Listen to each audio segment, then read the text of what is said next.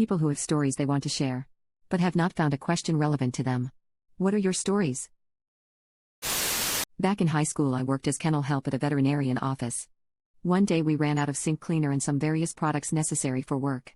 He sent me to Walmart to stock us up. I loaded about 10 or 15 cans of Comet and a few jugs of Clorox in the buggy and was headed over to get something on the other side of the store. As I rounded a corner, I almost collided with another lady's buggy. She looked down and all but screamed, "Is there a sale on Comet? Oh my God," and took off running with her buggy towards the cleaning aisle. I tried very hard to catch her and tell her it was for work, but she was absolutely determined to grab the rest of the Comet. If you were accidentally scammed by a teenager into buying a peep ton of Comet in 1984 or so, please know I tried to stop you. I love my backpack. It's nothing fancy, just a bog standard Element rucksack, but I picked it out and it's like the only fashion brand article I own. I remember the kids in my middle school flipping out over Element gear back in the day, so it brings back fond memories. Anyway, a couple of years ago I was backpacking/road tripping across Canada. We stopped at Hope, BC, for a bite to eat before continuing on to Kelowna, where we had booked accommodation for a couple of nights. I don't quite remember how, but when we arrived around 9 p.m. and unpacked the car, I couldn't find my backpack, bearing in mind this had everything in it: passport, house keys, iPad, Canadian currency, my favorite sweatshirt, phone charger.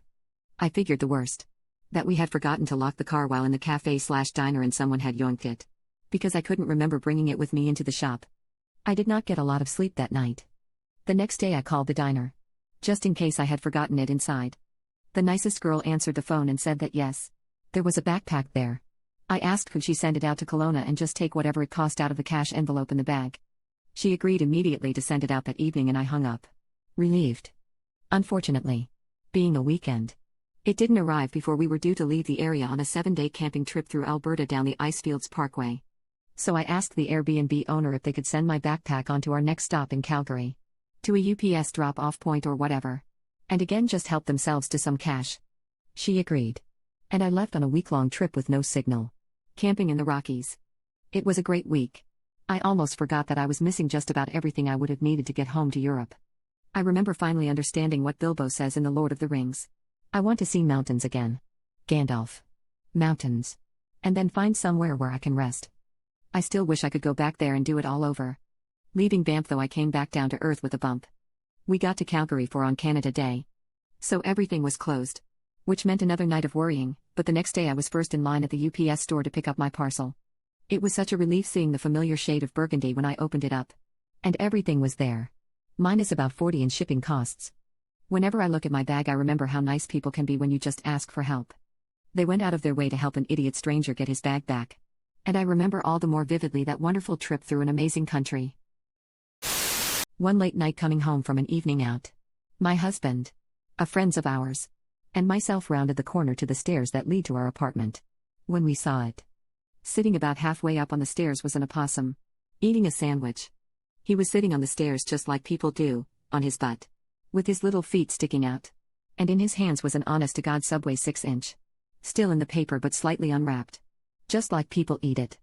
It was like he was a tiny person in an opossum suit. There was just something so human-like about everything he was doing. We stood there for what felt like ages watching this opossum eating, and trying to figure out what to do. No way were we going to risk walking past him.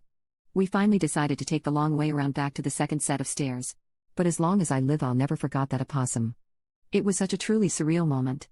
Oh my goodness, thank you for the rewards, you guys. Also, for everyone asking about photos, this was around 2003, so cameras weren't in everyone's pocket at that time. Trust me, if that happened today, I'd be sharing video of the funky little man and his sandwich.